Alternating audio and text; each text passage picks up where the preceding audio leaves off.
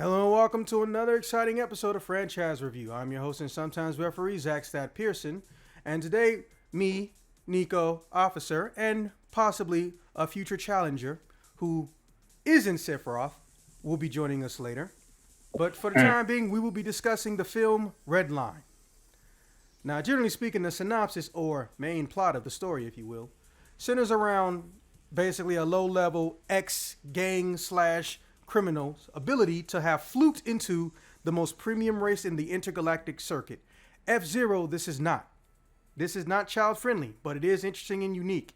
They've got a very interesting art style, too, that has rarely been seen in anime before and after its release.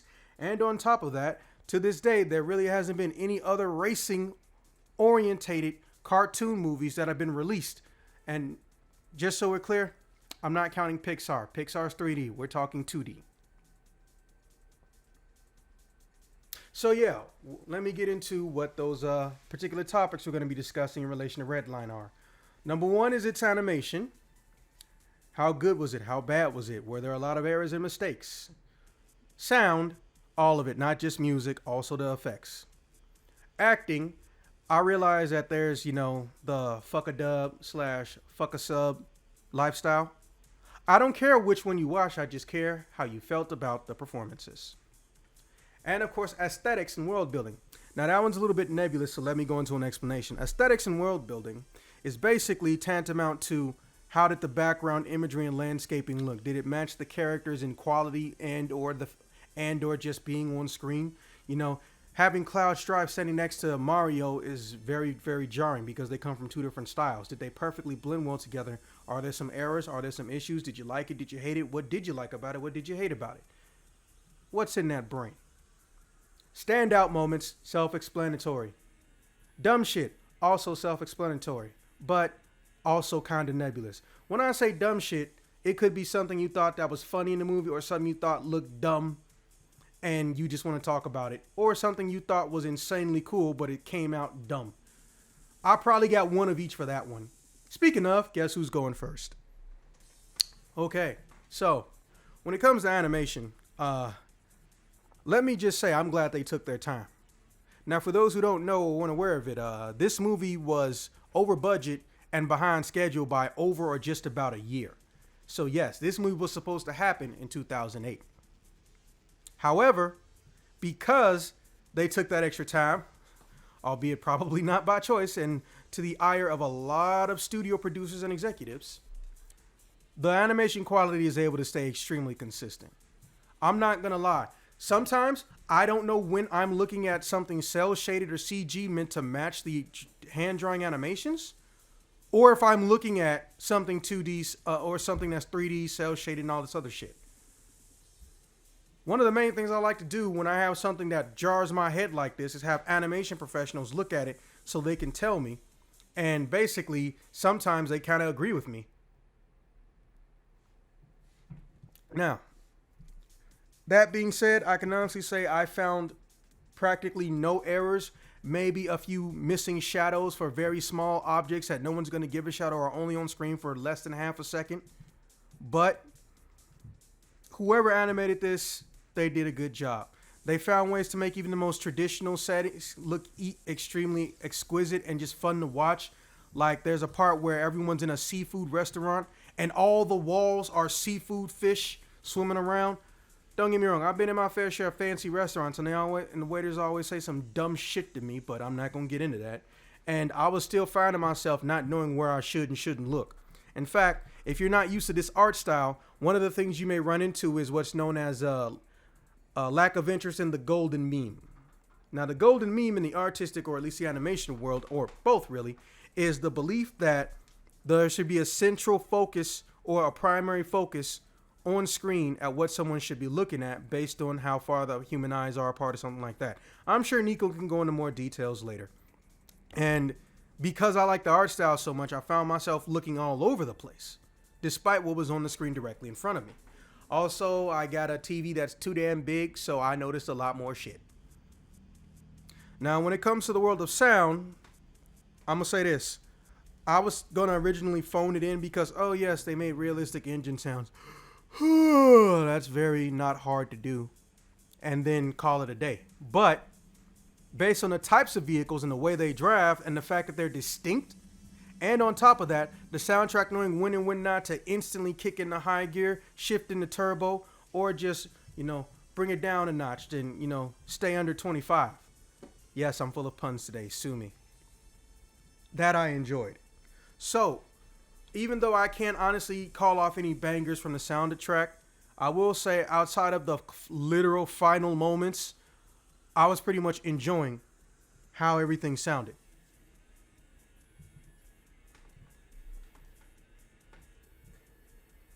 You turned your camera on. Don't hold your phone while you're sleeping. It's weird. And yeah. Now, as far as acting, hey, look, I've seen both. I'm not going to lie. Do I recognize some of the voices? Yes. Have I met some of them? Yes. But that doesn't change shit about how I feel about performances. Now, in the case of the main character, which I have to stop myself from calling Dan JD, because I know he's not Space Dandy, but his character looks like Space Dandy, and he's voiced by the same guy who played Space Dandy, and is wearing a similar outfit to the guy that played Space Dandy. And they have a similar hairstyle. But I think I said that one. The prototype Space Dandy. Huh? He's like the prototype Space Dandy.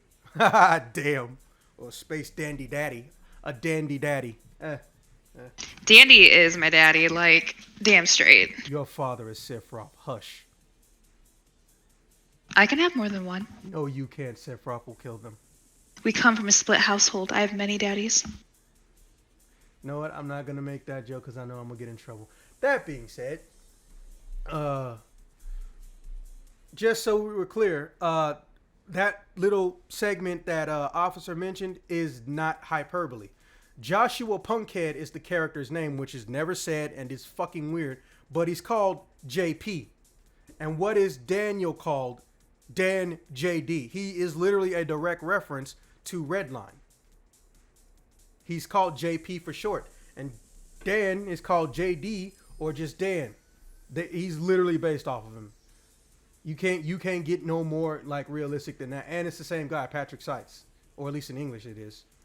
So yeah, just throwing it out there. Now, the performances in English, which I'll primarily touch on because I believe that's the version that's more readily able to be streamed or found online. And I will try to leave links or annotations, so check description or on the screen to this movie.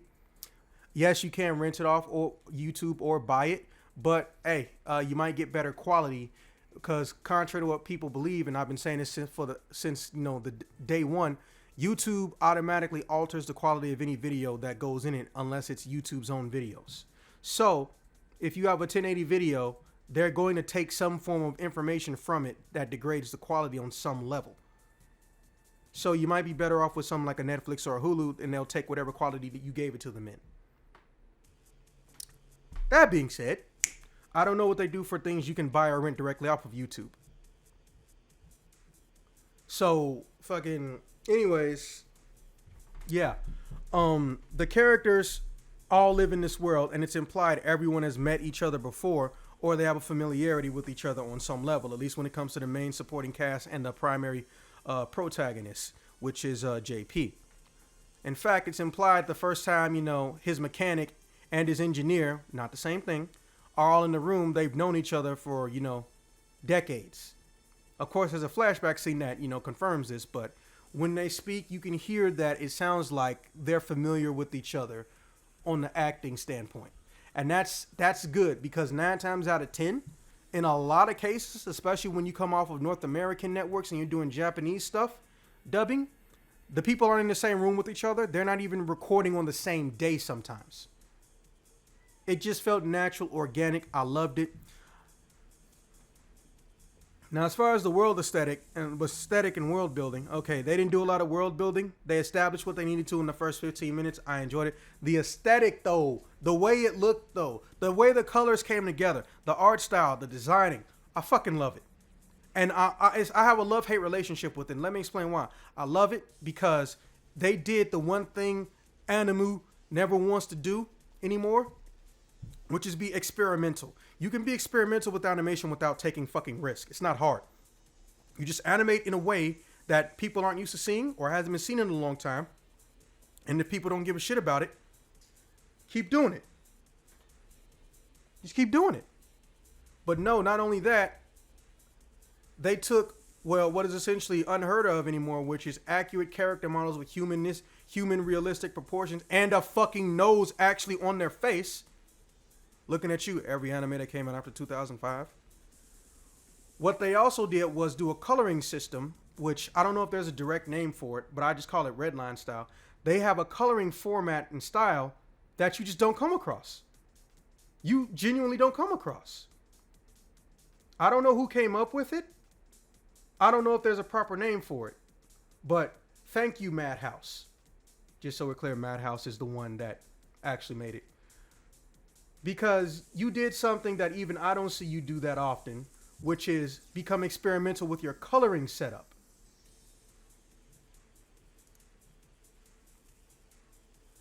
So yeah, like I don't have anything to draw out. It's a very unique style you're not going to come across too much. It almost feels like a mix of modern comic book dust and special effects and movement particles, but then when you get to the actual characters and how they move, it's got that perfect blend going in. And the coloring system is, some people say it's too bright, but is, even though the colors look washed out, even though the colors are very bright, to them I say, did you readjust your TV, motherfucker? Why are we acting like every single color setting for every movie applies to every other movie? Don't do that. That's like saying, because I have shoes, Nico's shoes are going to be the exact same height, width, and length of mine.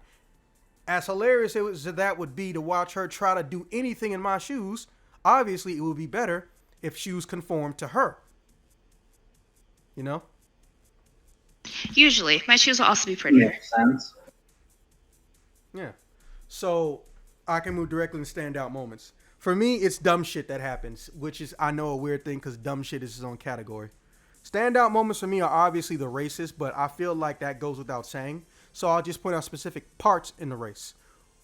When Dan JD is trying to get him some V, and he's drifting, touching up on Cherry Boy, which weird name for a female character, and he's just staring at her like, "Sup, girl?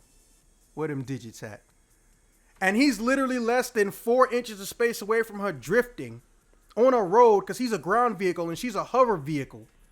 That shit was just cool. I don't care if you think it's a dick move or it looks arrogant and, pompous when dudes do something epic or pretend to do something epic to get a girl's attention. You can feel that way. Sometimes I think that shit's unnecessary too. But the fact that he did it during a fucking race, that's why I liked it. Also, another part which I thought was just interesting, as far as standout moments, it's debatable. We'll call this dumb shit, but we can also call it a standout moment.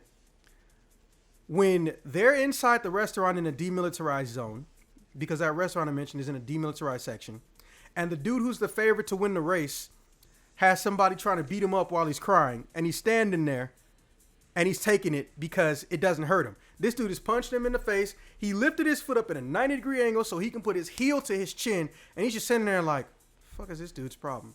And then out of nowhere, he literally just swings his elbow inside of a cape and knocks this man all the way the fuck out. And he leaned into it. Like, that's some Captain Falcon shit right there. That was just funny to me because this dude hit him almost 20 times, and all he does is like, be gone, thought, come get this elbow. Dumb shit, but I loved it. I actually went back and watched it in slow motion because I couldn't tell what he hit him with. It looked like he literally just motioned his elbow in a chicken wing.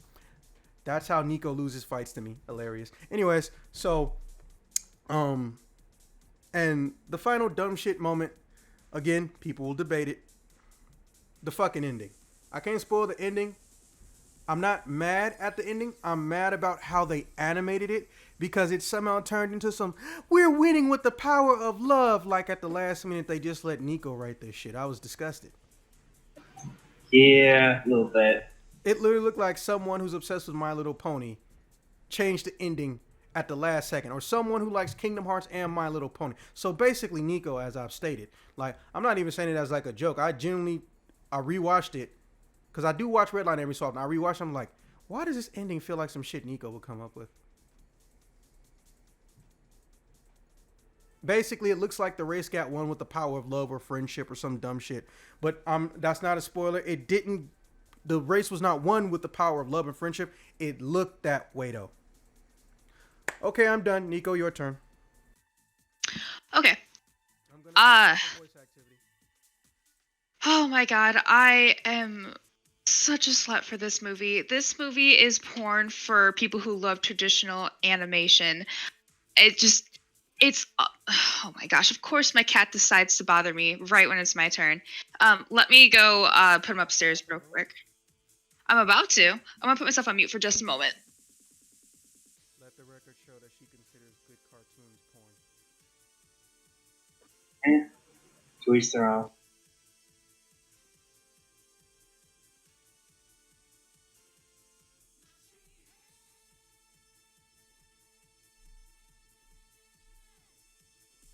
Okay.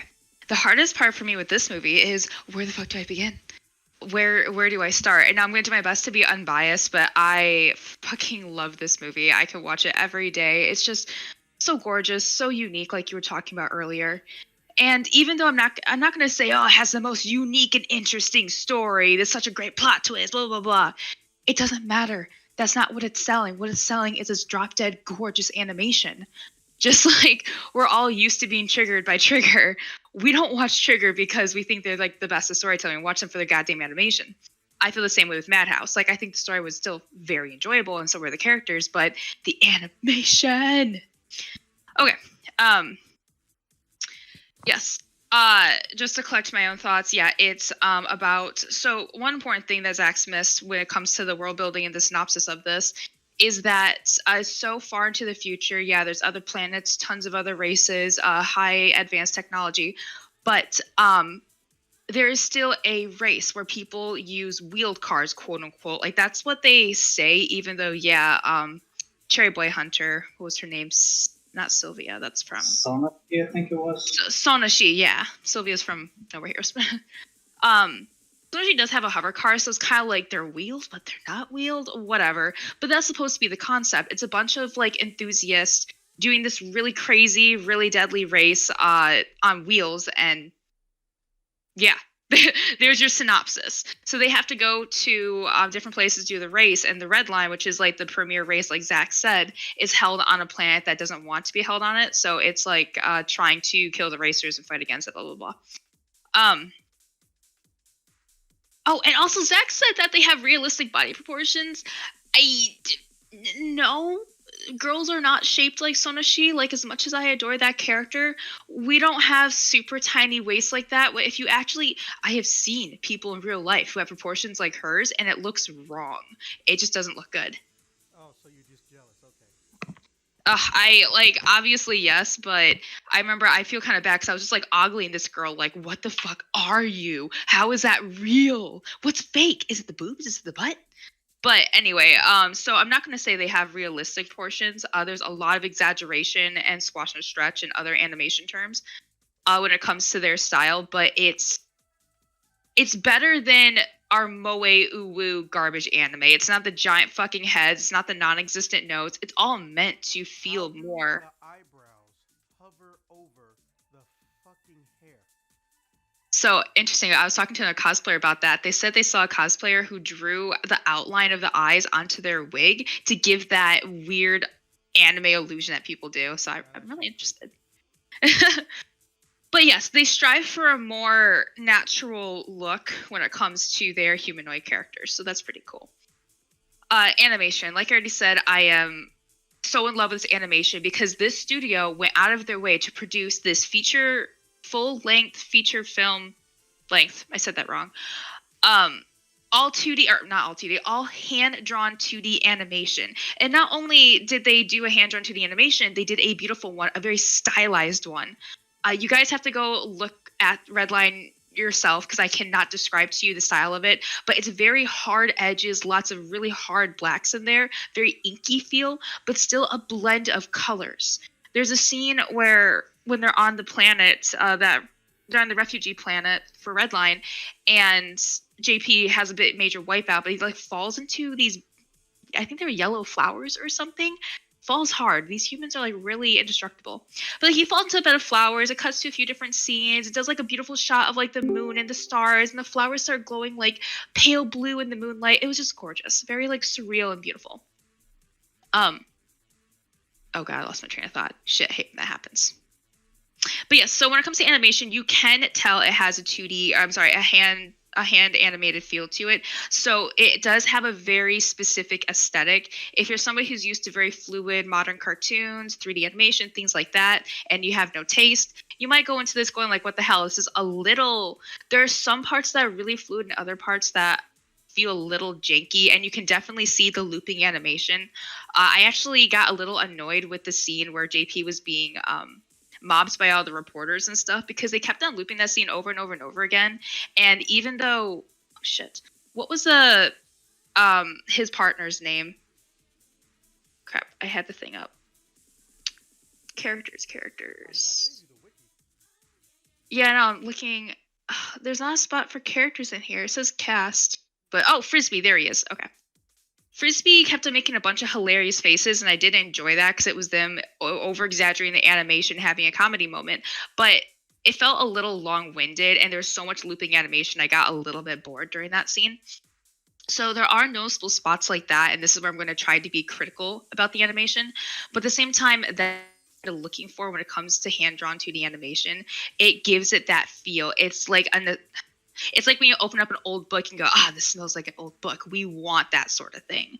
So I'm very happy that they used it to their advantage for their unique style.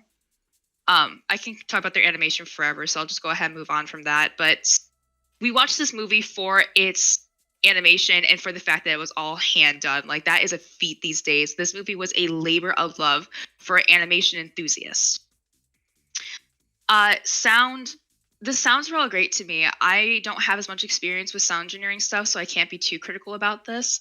I've watched the movie several times in Japanese, and I'm not sure if I've watched it more than once in English, but I decided to, for this most recent time, to watch it in English. And when it comes to, this is kind of getting into the voice acting part, but when it comes to watching things in dubbed, I don't usually like it because unfortunately Americans suck at voice acting Japanese things. But they suck at voice acting Japanese things that are meant to be Japanese.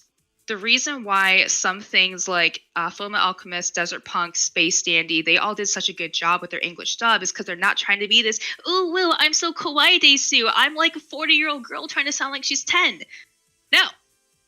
So JP and Frisbee's voice is perfect, and I actually thought a lot of the voices sounded very close to their Japanese counterpart, which is super rare. It was mainly the background characters, like in the beginning with that annoying little kid screaming "Daddy, Daddy." I think his voice was almost exactly like the Japanese version. Same with the annoying little chicken children who are trying to rip off JP. Yeah, their voices all sounded great. It's always the females I get really critical of because they're the ones who tend to be uwu desu. So Sonashi, she was fine. There was a few moments where she kind of started to sound like a preppy American girl, but it wasn't too often. In the moments it mattered, she just sounded like a normal fucking girl, not trying to make her voice all high-pitched and stupid, not trying to be ugu cute and shit like that. She's a normal girl who wants to fucking drive her car. And that's why she's so badass. She's not some anime stereotype trope. She's a trope. She's super hot. But she just wants to fucking drive. She doesn't give two shits about like what everyone else is doing. She just wants to see the finish line. I actually still found time to have at least 2 or 3 shots where all they do is keep her tits in frame. Oh, well, of course they're going to do that. This is anime after all. Fan service. Exactly. This is fan service in a lot of ways. Like, I won't say there was traditional fan service for girls, but I mean, we got lots of pretty good shots of JP and stuff like that too. And even though it was hilarious, but at the end when Metalhead or Engine guy, what the fuck that guy's name was, transformed even more, I'm just like, Jesus Christ, look how fucking stacked that guy is. It's terrifying, but at the same time fascinating. It's funny because she apparently doesn't know about her own nickname being Cherry Boy Hunter, so I do like them pulling that in. She's like, what the fuck is that nickname? And of course JP's just like, LOL, I don't know, do you watch TV? I'm digressing again. I love this movie too much. So when it comes to sound, everything sounds great to me. The soundtrack is absolutely kickin'. Zax, I don't know what you mean. There's like only one good track out of this. Like I could listen to an album for Redline all the fucking time. Granted, the main ones are the intro, which I think is called Yellow Line, obviously Red Line, and then their ending theme song is just gorgeous. Yes, the ending gets really mushy, lovey-dovey, kind of out of nowhere, but the ending theme song is just so beautiful, and like I don't blame couples for being cheesy and being like, "This is our song, sweetie," because it's a good fucking song. Uh, the song Red Line, unfortunately, makes my husband drive a little too fast because it's just so bumping. Like, you're listening to it. If you're driving your car, you're going to start speeding up. You're thinking about the movie. You're thinking about the adrenaline. It's a little dangerous. Don't recommend. But it just gets you hype. It's so fucking hype. And, of course, they play it at the perfect point of the movie. And they kind of, like Zax mentioned, the track tends to go up and down with the movie, which is what you should do.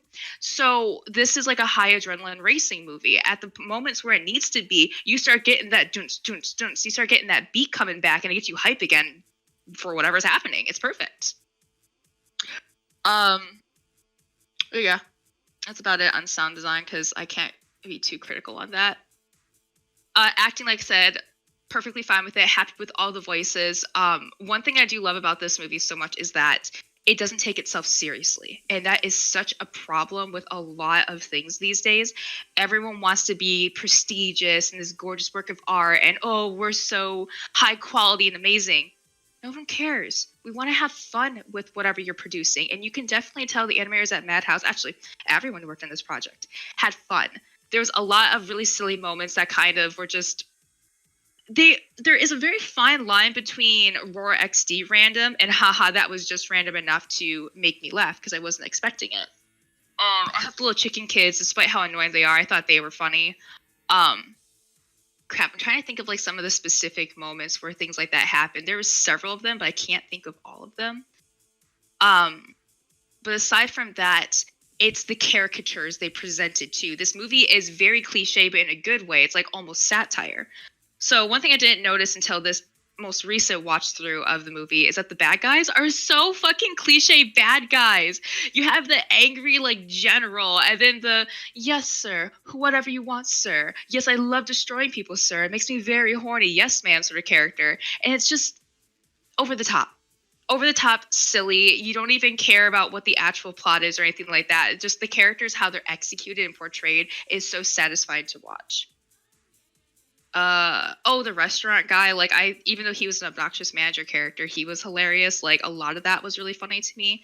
Where I do want to nitpick the movie in general is some of their how they drove their plot in a few instances was very confusing and kind of random.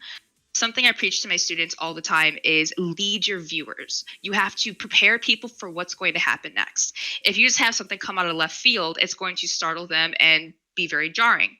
Granted, yes, you want to do that in your movies sometimes, but you have to pick and choose when you want to do it. I didn't like when, God, his name is like Shy Daisy or something like that. His name is really stupid, but one of the guys who's actually from Robo World and competes in the race, he's just randomly at the restaurant fighting this other guy. There's really no introduction as to why he's there. You come to find out that he disobeyed. What? Defected. Yeah, but I mean that's like way later. You just come to find out in this scene at the restaurant that he disobeyed his general and he went to this place to confront one of the racers personally. And another character does clarify that when he's crying, he gets stupidly strong. That's why he beats the crap out of this one guy, and then he tries to kick Metalhead, and Metalhead just like isn't even phased. But we don't know why he's there. There's really no lead up. You see him in a previous scene with his commander and everything, being kind of timid, but then he's just kind of there. And it's like, okay, I don't know why he's here until they clear it up sort of later.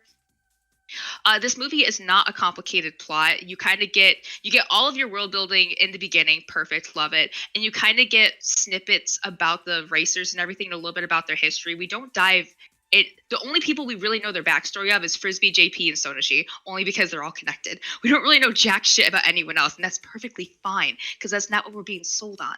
We're being sold on a hype ass racing movie with beautiful animation and a kickin' soundtrack. So that. Moments like that are a little jarring. I actually missed why Sonoshi was mad at JP several times in my previous watch throughs. They kind of moved past the point that Sonoshi finds out about JP's criminal past very quickly. So if you're not thinking about what's going on, or if you're not paying too close attention, and maybe it's because I was reading subtitles instead of listening to dub, you're going to be confused as to why JP thinks Sonoshi is mad at him. Yeah, just little things like that. So execution on their plot points and moving the story along was a bit clunky in some areas. Like I said in the beginning, I hated the reporter scene because it just felt so drawn out. They were trying to build up to JP accepting being in Redline and everything, but it just took way too long and kind of kept on cutting back and forth between random shots of the characters and their reactions too much, a little Dragon Ball Z style.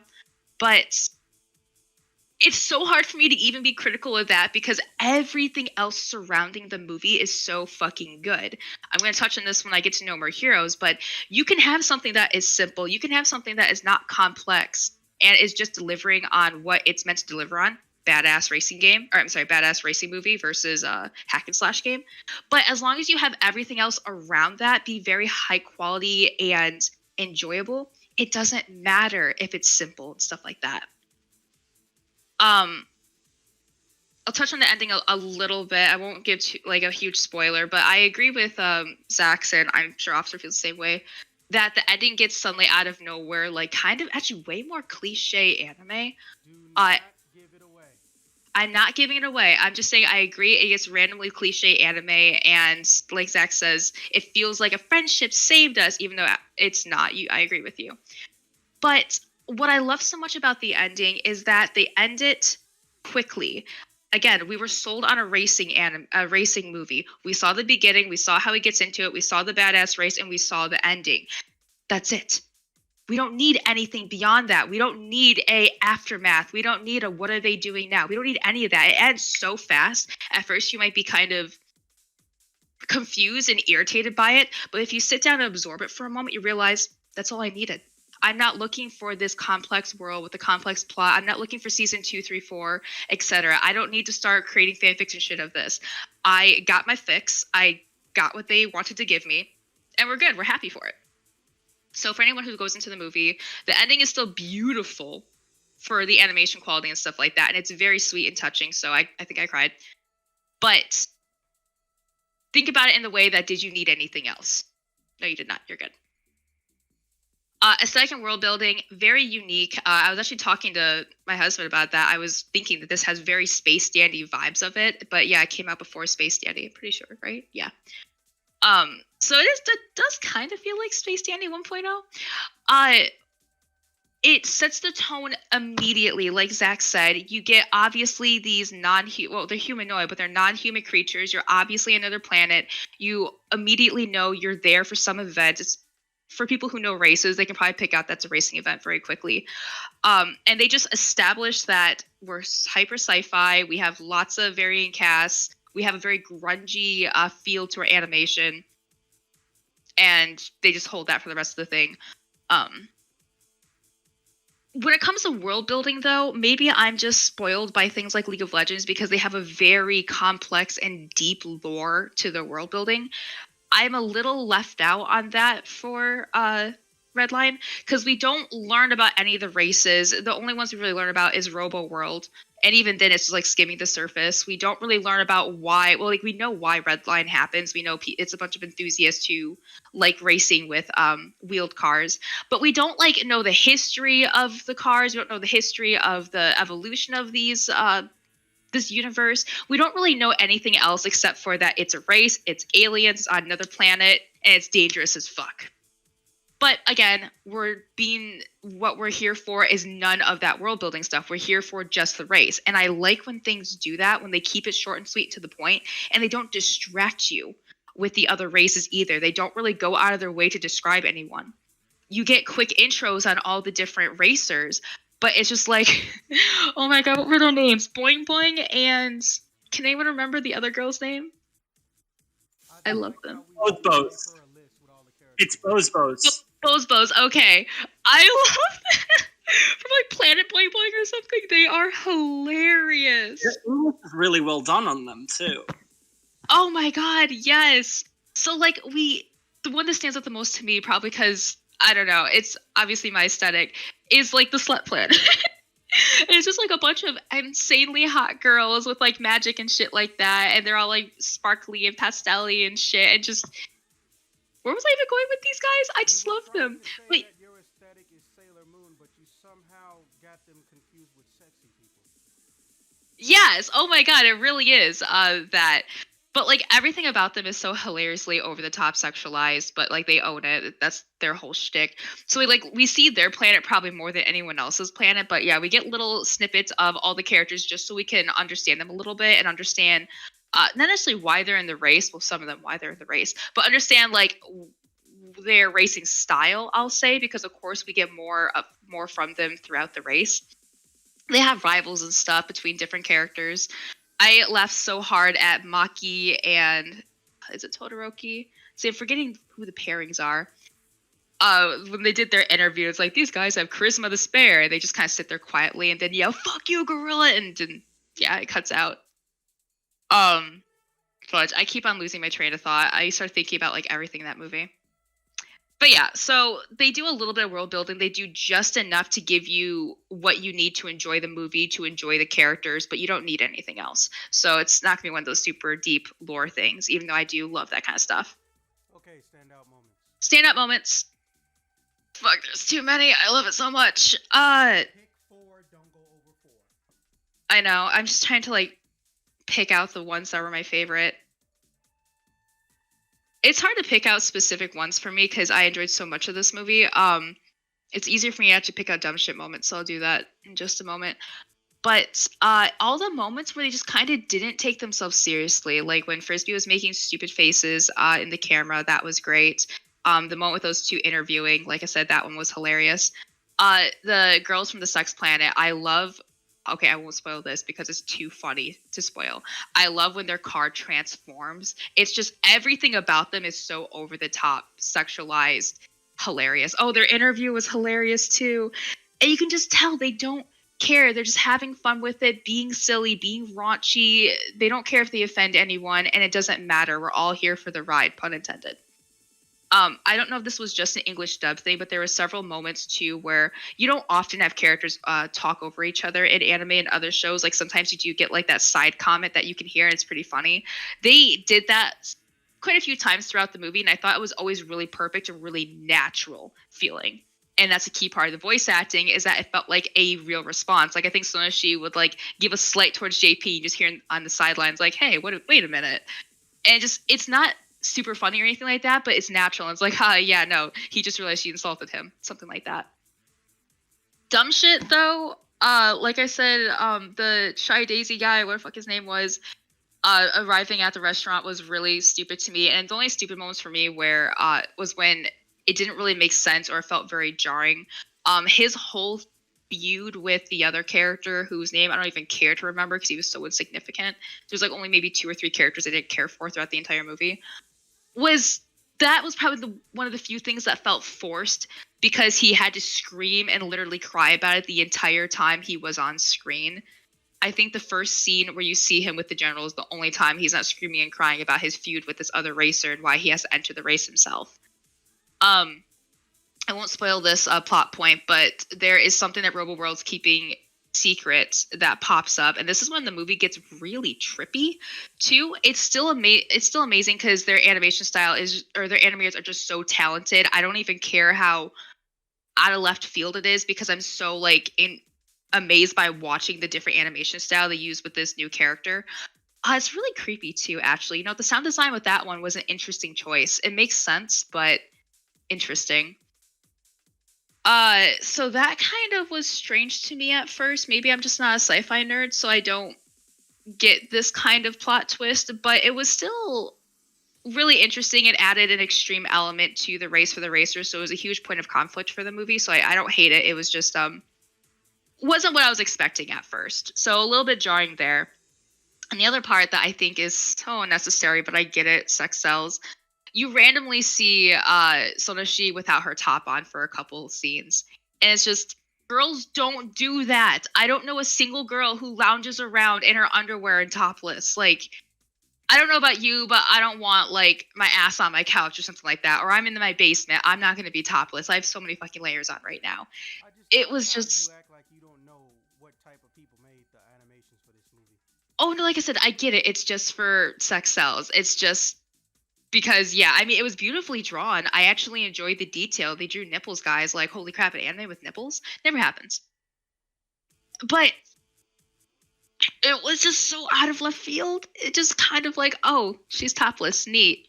I'm a little distracted now because maybe that's why I never caught her finding out about JP's past. Because I kept on like, obviously I'm distracted by titties. That happens. But then I'm thinking, why is she topless? Girls don't really sit like that. What was the creative choice about this? What is it accomplishing when the answer is just it's accomplishing haha titties?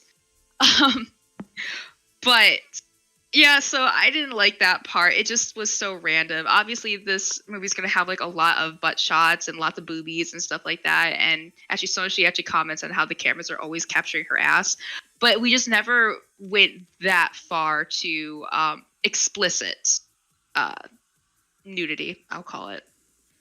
Actually, really, that's the only quote unquote sexualized thing about this movie. There's no like implications of actually people doing things like that. It's just butts, boobs, and the sex planet, the slave planet. There's no like actual like scenes with characters getting intimate or even like hinting at that or anything. So, but yeah, so overall, this movie is a fucking banger. My first time watching it, I would rate this movie like 11 out of 10. I would say it's the best goddamn movie I've ever seen. Now watching it several times and trying to be a little bit more critical of it, I would say like maybe like 9 to 9.5 because there are those issues with the plots. The evil guys, as much fun as they are because they're so cliche villains, they're kind of boring and they kind of just what's the looking for? It's along the lines of edgy for the sake of being edgy. Not that they're edgy, but they're like, we are villains because we are villains. We are a bad planet because we're bad. And it's like, okay, I get it. So their plot has a little bit of work to do, and some of their beats in their movie have a little bit of, like, they don't sync up very well. But again, we're here to enjoy some beautiful animation with a badass racing movie, so I don't care as much. So yeah, I would say like no less than a 9 for Redline. But yeah, that should be it for me. Sorry if I got a little long-winded. Okay, and as expected, here comes a new challenger because he was busy. We're not doing introductions, but I feel like I'm just going to mention that you showed up. The Ingling has arrived, the no-winged angel. Actually, Officer wanted to go first. I remembered. Okay, officer, you wanted to go next? Yeah, it's not a problem, yes. Okay, as long as Nico is not on voice activity anymore, go right ahead. Nope. Give me a second to switch to voice activity.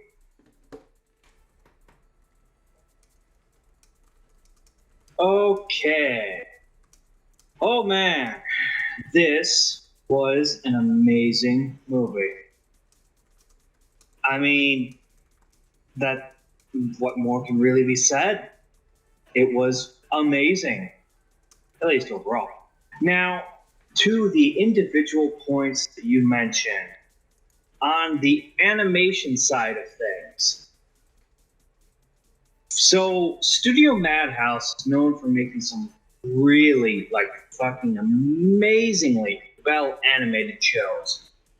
Despite what people might think of the story, the animation for No Game No Life was really good. One Punch Man, another like really banger of an anime, and one that has gotten a lot less attention, but I feel is significantly more relevant now. What with I think it just ended last season, and it has a very, cyberpunk feel to it, to go along with the recent release of Cyberpunk 2077 that everyone's losing their minds over. But No Guns Life. If you ever get the chance, definitely check that one out too, because basically, I can't think of a single bad show that Madhouse has animated at this specific moment. If I looked hard enough, I could probably find it. But yeah. So Redline though, gotta be honest, it didn't really feel like Madhouse now rewatching it and looking back on it. It feels more like something you get out of Studio Trigger, as our resident cat girl mentioned. And that's kind of funny because this movie came out 2 years before Studio Trigger was founded. But everything from the wide variety of different looking aliens to the in your face action explosions everywhere, it felt like something you would get out of Studio Trigger 2 years before Studio Trigger even came around. But yeah, animation wise, this is probably one of the best anime movies I've ever seen. And that's definitely saying something because I've seen a lot. Uh, let's see here. Moving on to the sound. From the sound design to the soundtrack, everything was extremely well done. I couldn't think of a single moment in the movie where I felt this particular track they're using from the soundtrack doesn't fit.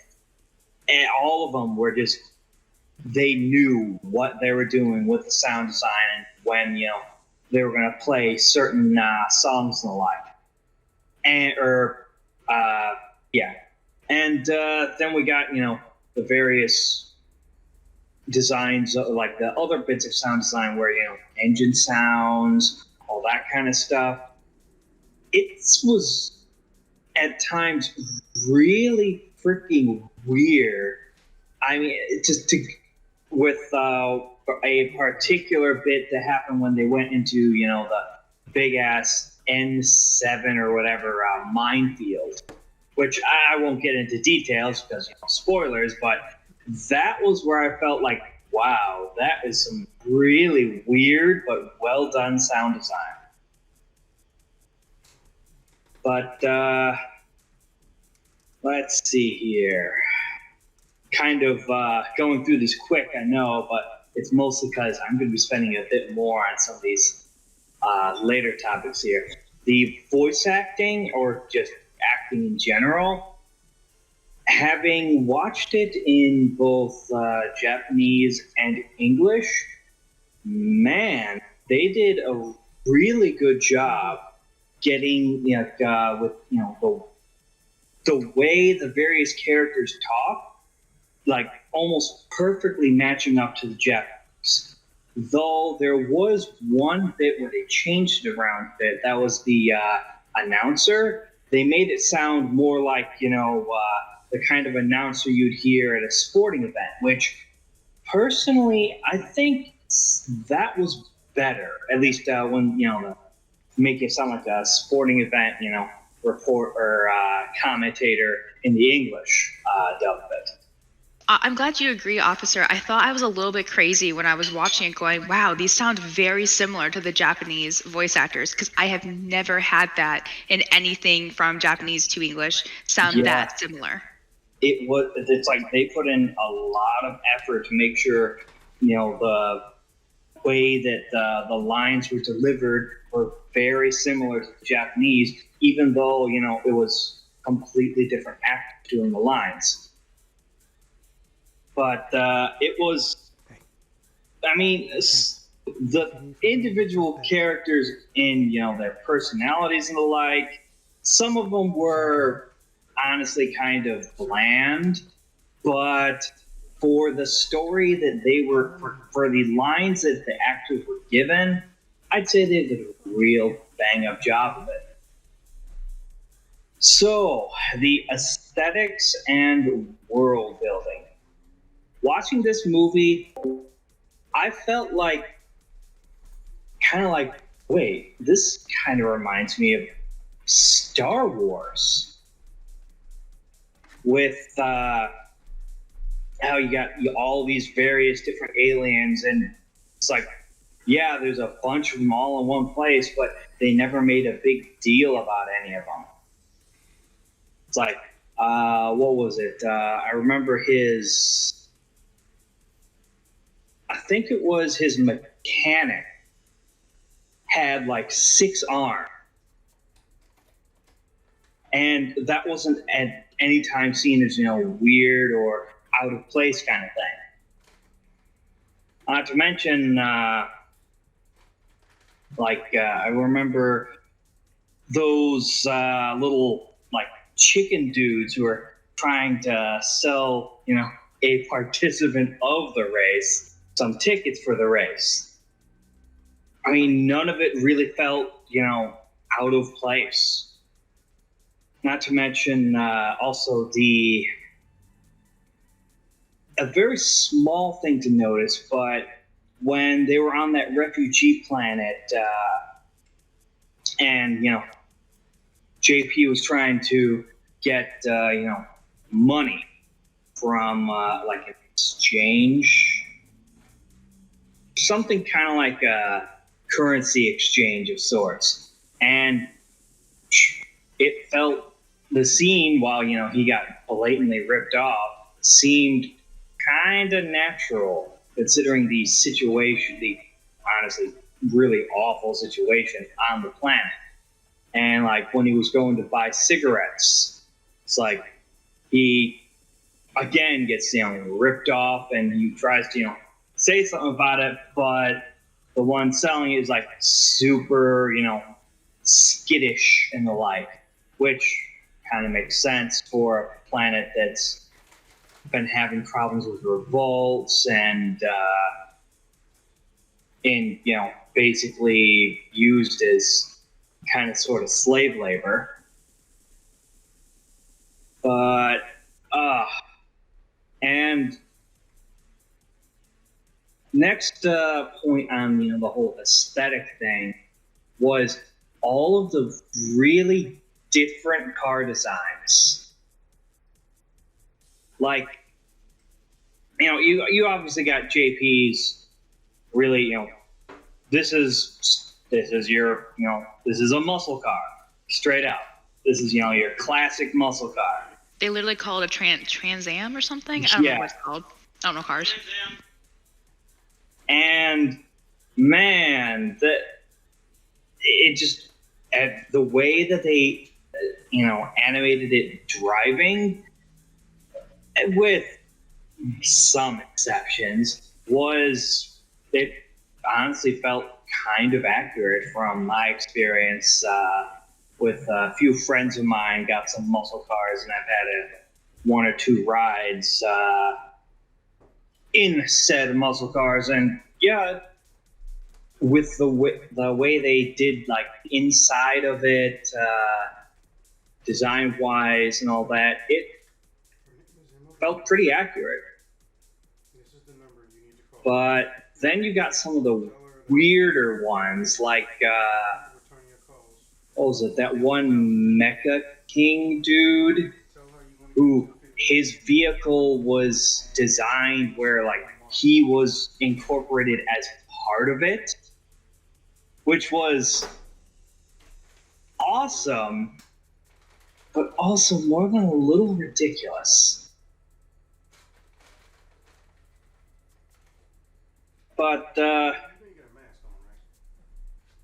one little, as I start a transition here into standout moments, but also related to the whole world building, when they were going to when JP was being harassed by those like little chicken dudes about, hey, we're gonna sell you a ticket at a good rate. That particular bit stood out for me since it kind of reminded me of the ticket sellers at the Indianapolis 500, which is the biggest single-day sporting event in the world, and is also the biggest I would say one of the biggest racing events in the world, because people make a much bigger deal about like various Formula One stuff, But the Indy 500 is, like I said, still the biggest single day sporting event in the world.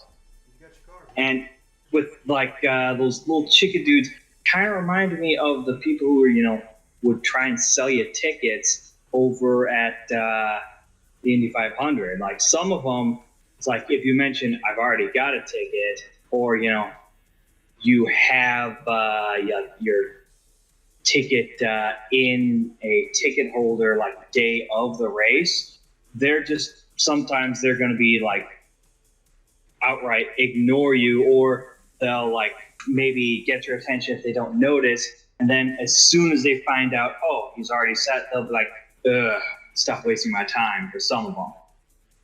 But that felt like really real, despite the fact it was, a bunch of aliens doing this.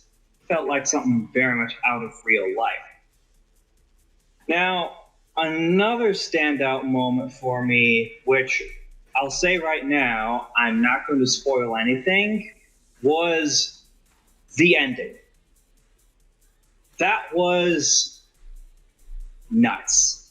Just plain nuts.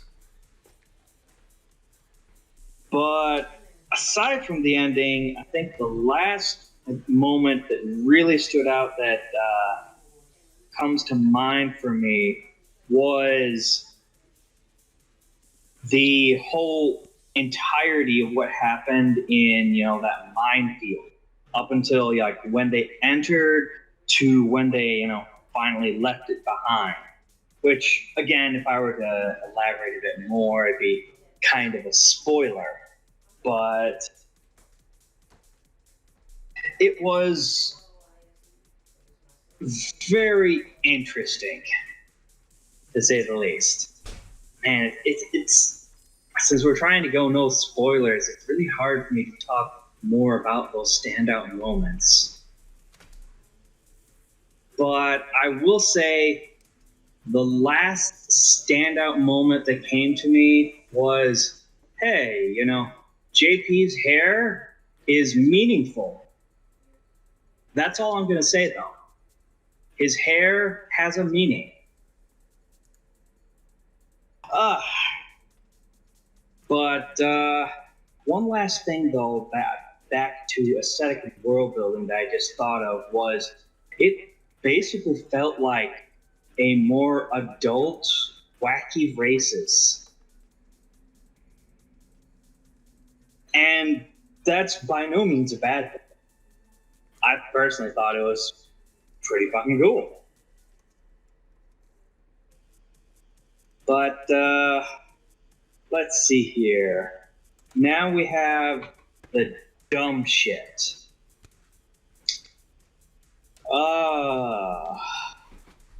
The entirety of, the various motivations of the villains. The ending, because while yes, it was a standout moment, it was also had some really stupid stuff in it, despite being, awesome. And what other dumb things come to mind? I would say I felt that the motivations of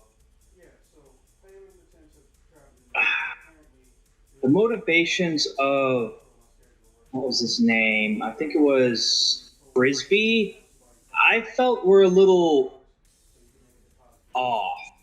I mean, again, I'm not going to say much to spoil it, but I feel that he should have done what he eventually ended up doing a lot sooner than he did. But, I guess that's how it goes. And other than that, I honestly can't think of much else. Officer, I actually had the same feeling about that scene with Frisbee when he does the thing. I actually thought about that because at first I didn't like the scene, but I thought more about it. Personally, I think it worked out because JP had never been to Redline before, so they had never really been in that situation specifically. So I feel like that was the driving motivator for him to do something different and not do what he's done several times before. So, Yeah. but yeah, no, you're right. In that moment, it's kind of like, couldn't he have just made this decision beforehand? But I think being in Redline had impact on it. Yeah. I just felt, with how how he'd been presented to us, that he would do it sooner. But oh well.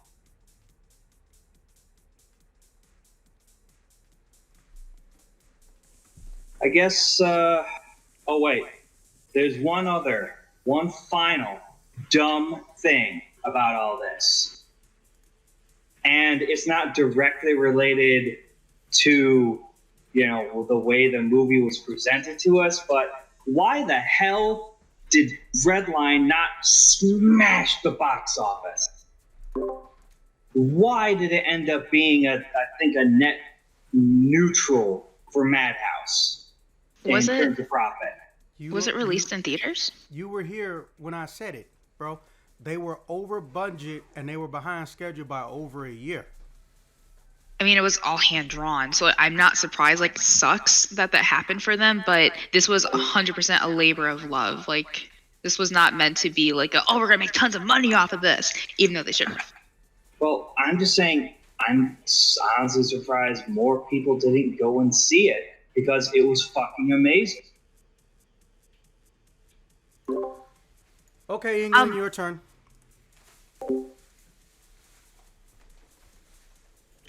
All right, cool. Let me turn off push to talk because I hate it. I was gonna tell you to do that anyway. All right. So it's been a while. Let's see. Animation. So I thought the animation was pretty cool. I know it's all hand done, and everyone's mentioned that. I thought it was funny how some of the scenes, like the side characters they were interviewing and stuff, had a different animation style done on them. I thought that was really creative and clever. There was that one moment where it was like a mother with like her kid was making kind of a raunchy joke, and it looked almost more like the animation style was completely different. Oh, that was so random. Sorry, you just reminded me of that. Oh my god. Yeah, I guess that would go in standout or dumb shit, but it was interesting.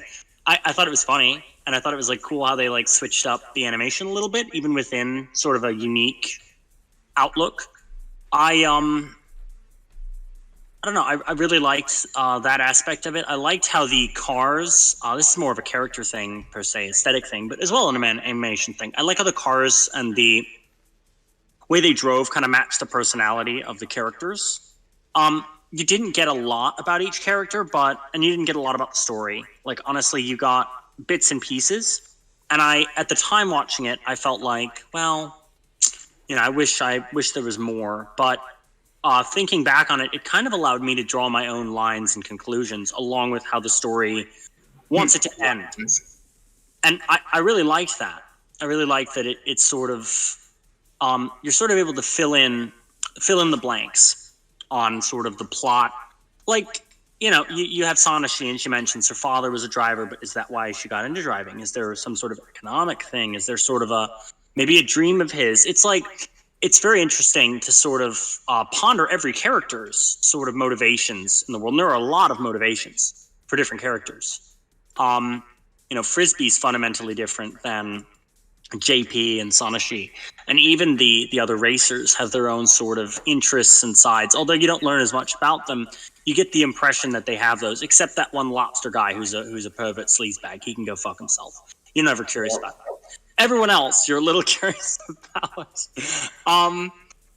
I liked the worlds. They were very colorful that were depicted. They all kind of look sort of what's the word for that? Post-apocalyptic in a way, but they're not. They're like in the future world, but it's like very poor. But you get kind of a different image from the three worlds you visit or hear a lot of. The three worlds you really hear a lot about, which are the first of all, you get Robo World, which is where the race is, final race. You have the world that Yellow Line takes place on. That's sort of a poorer very similar to the refugee moon that RoboWorld that they spend a lot of time on kind of place. And you have a lot mentioned from I forget where they're from, the bonbons from the elf planet, which is run by like a child. Oh yeah, the magic people. So much of their aesthetic, and they're pink, and they're like very, they're just very like brash in a way about how they are, very in your face kind of. They're great. They're funny. So I thought that was really interesting about the characters. I also really liked the fact that a new villain kind of pops up like every 20 minutes in this movie. There's some new fucking thing that's complicated stuff, and I think that's really funny because it's like it's not one linear villain. There's like a lot of side things going on at the time of this race, and it kind of is like you get personal rivalries come into picture. Everyone's motivation to win a race. It's kind of cool. I like that a lot. Sound. There were only a few moments, like the music really blends well. There's only a few moments that I feel like I could tell the music was separate from the film, like stood out on its own as an entity of itself. And I think that was notably the boys. Or I forget what their fucking name is. I know one of them is Bose, and one of them is like Boy, but then they call them like Super Bonbons or Super Boys. But it's I don't know, it's hard. But you got to hear their music. They're like pop star / sex symbol / / like diva queens. They're great. They're funny. Their music stood out because it sort of says it's their music. And then there was one other moment when they're all getting off these they're like landing on the moon that the music stands out. I think those are the two like as like something you're supposed to hear over the movie in a way. And the rest, it all blends really well, and it's just great. Acting. So I watched the dub. I think dubs work sometimes. I think it's dub's one of those things where it either works or it's fucking awful, and there's no in between. Some shows it works very well in. I think Cowboy Bebop works great in that. I think Azumanga Daioh, it works really well in that. It's because the production crews that made them helped make those. I think, what's that show called? Full Metal Panic works really well in that. It works really well in, of course, Cowboy Bebop. It works well in Naruto. It actually works pretty well. It works well in Samurai Champloo. So, they're comparably good. So it works sometimes, and I think in this one it works. It didn't catch me as like trying to be the Japanese version, but also not trying to be like American, It's kind of like its own thing, and I liked that.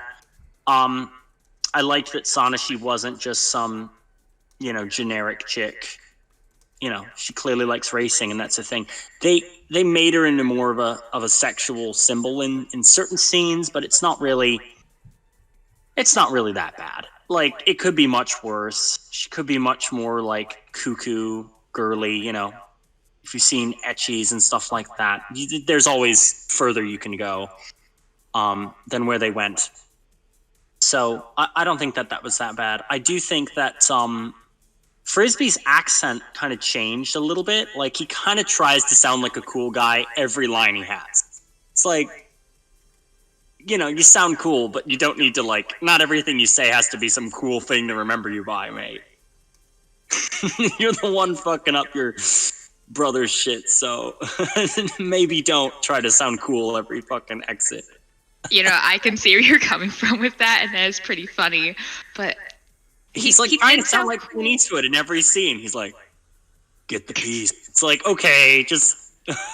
He's the cool gambler guy. Yeah, I thought he was cool at least. He's cool, but it's like give it a rest, right? Like, you're fucking up everything. Give it a rest. He did, I'm not going to spoil that, but because I don't know how people feel about spoilers. Generally speaking, someone who's going to be listening to a podcast about Redline has already seen the movie and just wants to hear our thoughts. No, So no, we decided that a long time ago. This is fine, non-spoilery. fine. All right. Well, if you're listening and you agree with me, I'll let Zax know. Anyway, standout moments. There's a lot of really standout moments. My favorite moment in the film, if I were to really like pick one, is getting the introductions from every character in the race. For sure. Like, you meet every character, you get like a different flavor of their personality, you see the personal rivalries, it sets the stage for what's going to happen. You have a cut during the middle of that where you see sort of some of the characters on their own, so you get the characters aren't racing. You get like a little bit of the ridiculous robo guys. And so, yeah, I think it's just a great moment. I think that's my favorite moment in the film. There are, as far as dumb shit goes, I found those fucking chickens really annoying. And the little girl or boy wasn't that annoying to me, but like the voice was a little bit like it was like, okay, they're doing that kind of kid that's excited voice. Whoever, it might be a kid doing the acting actually, or teenager or something. But that was sort of that was kind of a weird scene, I would say. But it's interesting to see someone who's an enthusiast as opposed to just, the main characters. They're here, they're great, you love them, kind of thing. It's nice to see from the enthusiasts on the side. But yeah, those chickens. I was like, why don't you just and the people ripping them off for money, and I'm like, God, I get it. This planet sucks. It's basically, anime Tatooine. It's a shithole. So, yeah. Anyway, so those are my thoughts. I really like this movie. I recommend it. The ending I don't think was that bad. It was sort of open ended to the point where, I'm not going to spoil it, Zax, but I think it's open ended enough. I think it's all right. I think it's cute. Agree to disagree. I hated that shit. Felt like some Sailor Moon bullshit, but hey, that's just me. Sure, but the whole film had these different styles coming together and working together in a way, and if you just end it the way the film goes, and yeah, I agree that might work, but it doesn't really complement the fact that it was constantly changing. Do you understand? Yeah, I guess. In a way, I agree. I kind of probably prefer it the way you would prefer it, where it's like maybe a little less definitive and a little more serious. But I mean, I think it's a nice change of pace in a way. It is very sudden. The film's just over. It just ends. Yeah, that's okay. one of my biggest issues with it. There was no way to tell what the fuck, that was a problem. How I was supposed to interpret it, because the first thing that happened is credits. Yeah, it ends abruptly. Anyone who's gonna watch, it's worth a watch, definitely. And since it's on YouTube, you have no excuse. It is on YouTube. An hour. Huh. It's on YouTube. Maybe not in Japanese, but honestly, watch cartoons online. Oh, nothing. Yeah, you could find it very easily. There's a few other anime streaming sites. So yeah, I'm happy I watched it. Yeah. Yeah, me too. All right, so for me personally, I'm going to give this film an A-. Officer, what about you? Personally, I'd give it a solid 8 out of 10. I just like how I give a fucking grade and he goes to numbers. Okay, Engling, what do you grade it? I would probably point. I mean, what I'm comparing it specifically to anime movies. I don't really want to compare it to just on a scale of 1 to 10, Shawshank Redemption. We're not doing that. Anime movies, 9 out of 10, for sure. You just have to give your honest number or letter of how you feel about it. That's what I gave. 9 out of 10. An A. There. And don't worry, we're going to be getting Nico's very soon.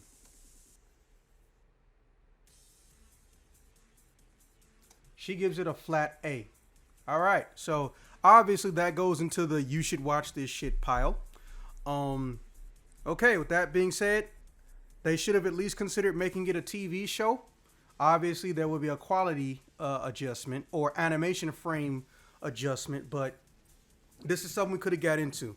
It's rare to find a good racing anime past the year 2005, and here we are in 2020, the year of our Lord and Cootie. So, yeah, Redline is one you don't want to miss. It may have come out during the early eras of the Blu-ray and HD world, but it still stands out and it still holds up. An instant classic for any collection, whether you enjoy anime or not. It's just a good movie. With that being said, I will see you guys in the next one. Latest. All right, later.